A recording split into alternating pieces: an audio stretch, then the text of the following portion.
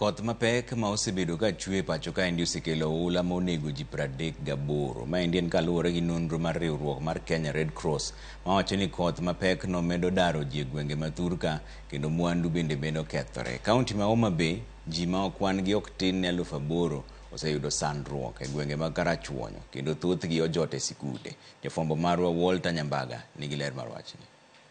Kaluwore kod koth mabubni gi oula mapek mosekelo lal, riwruok mar Kenya Red Cross olero ni maromo ji 38 osewito ngimagi kaluwore kod oula makoch.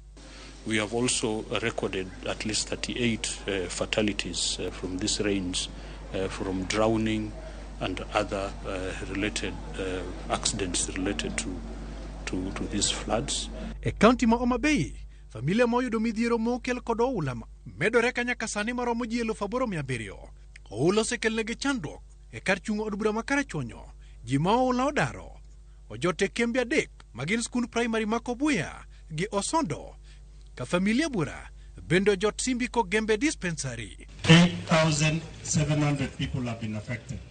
This includes 1,057 families who are now in camps and another 700 people who are staying with their relatives, or they have other alternative arrangements of. Commissioner Moses Lilian okoni puothe marom 464 bende pio ulose yoro gi cham eigi. Gwen marom 3,000 gi jamni 40 bende pio ulose nego e gwenge ma Karachuonyo. If banking won't be done along the banks of the river, then we'll be responding every other time to this issue. E gweng ma Machakos, ndege mar obila oreso nyathi ma jahigni 5 ma pio lanyo gengo ne gwenge mandwani maniyata e kaunti ma Machakos. Yango ni nyathino nyocho dong chien ka jonyuol ne nendo nyong'wech ringo oula mapekno. E gikone to ne oduoke ne jonyuol ne. E kaunti ma Kirinyaga, luoro kwako oganda kaluwore kod oula ma thicho jodak e kundegi mag jot kaka Kagunda kod Githuku. Aoche mathoth opong' kendo momo modonje miere ma oketho elni mathoth. Mimi nasikia huzuni sana kwa vile maji imejaa huku, nyumba za watu zinabomoka zote, na hii maji kutoka hiyo mtaro ya 16 watu ambodi wa kutujengea hiyo mtaro. Alafu tunaomba serikali hii maji inaingilia katika hizi masimo, tupeo karabati kubwa, ndio sasa hapa tutengenezewe maji isiwe inaingia kwa watu.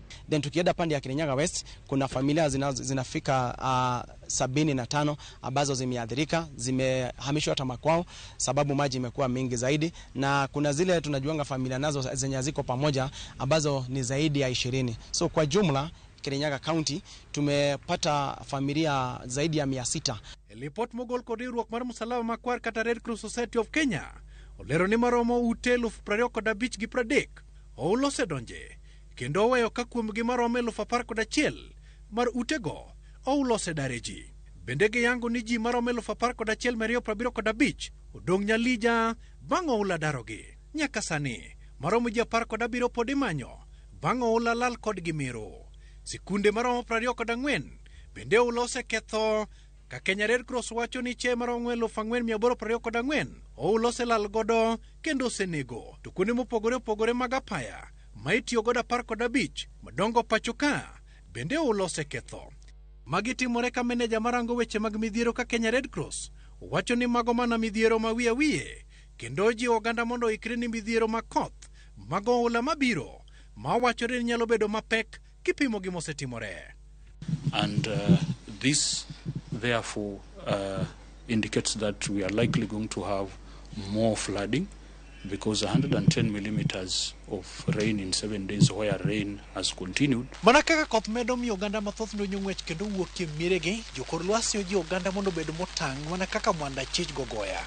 Ma biro reso gi midhiero mabiro kod koth mag oula.